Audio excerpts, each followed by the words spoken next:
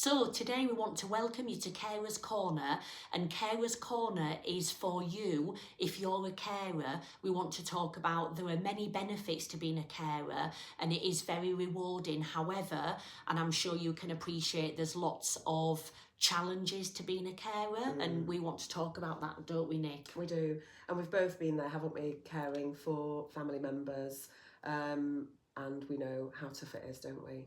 Yes, and I think we've just had a lot of, years and years of experience of it. I mean, I, was helping with my mum, and then was passed away, and my dad, and I was in a caring role. So we want to just talk about it because we've got lived experience of it. And one of the key challenges to being a carer is burnout, and that is something that's very, very real and something that we've both got experience of, just juggling so many balls, Nick, absolutely. isn't it? Yeah, I know the same for me, caring after two aunties and then my dad and now looking after my mum. And you know, we were talking about what is a carer, you know, and carers come in all different forms. It could be a family member you're caring for, it could be a friend, it could be that you're juggling, and we call it the sandwich generation, don't we, where, you know, we're looking after parents and we're looking after children and maybe partners. So caring doesn't necessarily mean it's somebody who's dying or terminally ill.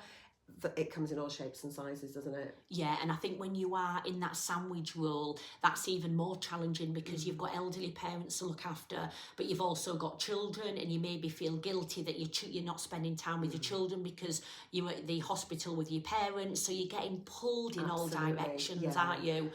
And we were talking about those types of challenges, weren't we? So like burnout, feeling resentment, and feeling how awful to feel resentment of people that you love and adore. But when you're so burnt out and so overwhelmed juggling things, you start to actually think, you know, what about me?